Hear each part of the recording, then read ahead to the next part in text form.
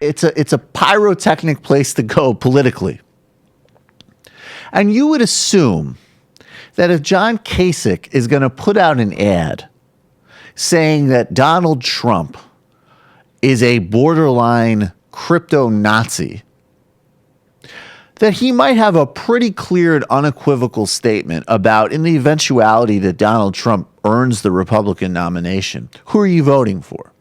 I'm not even saying, look, no one's going to say I'm going to vote for Hillary Clinton or Bernie Sanders. That's death in a Republican primary. But you might say, well, we need to get back to another era, and I'm going to write in George Bush Sr.'s name, or I'm going to play with a Ouija board and try to conjure a ghost of a Christian Ouija board,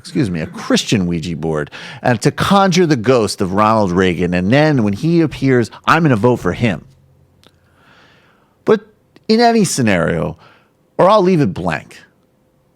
But in any scenario, you would kind of assume that you'd be pretty unequivocal that I'm not going to vote or even consider voting, or it's an easy yes or no answer. Am I going to vote for a potential Nazi for president? But let's see what John Kasich had to say to Martha Raddatz about this. Now, Martha, I know you're offended by this. We all are. We need a leader that brings us together, not a leader that's separating us one group from another. Does that mean you would not support him if he were the nominee? Well, he's not going to be the nominee, Martha, because at the end... Whoa, Martha.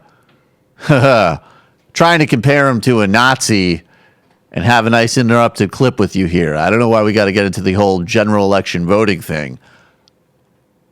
Be civil. All right, keep playing. And look, he may have 20% of the vote, but he's got 80% of Republicans who don't support him. And somebody has to call him out on this kind of divisive language. It's outrageous. Answer that question. You say he won't get the nomination. No. What if he does? Will you support him? He's not going to. But, so, we're not even going to go there. But I tell you this. So would you support him, Governor Kasich, if he is the Republican nominee, after what you've just said about him? I think he's very divisive, and I do not believe he will last, Martha. I know all the press keeps speculating on what he's going to do. You all said he was going to fall, then he didn't. Now you're, all up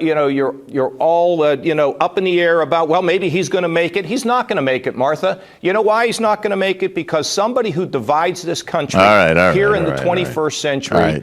All right, whatever. Okay, that's amazing. Like, no, I'm not going to answer it because it's not going to happen. That's never going to happen. I mean, look, if we nominate this Hitler guy, I'll cross that bridge when we come to it, but it's not going to happen. 20% is more than any other candidate is polling because he is the front runner. This other 80%, and of course, when you look at it, over 50% still is Donald Trump, Ben Carson, Carly Fiorina, and Ted Cruz.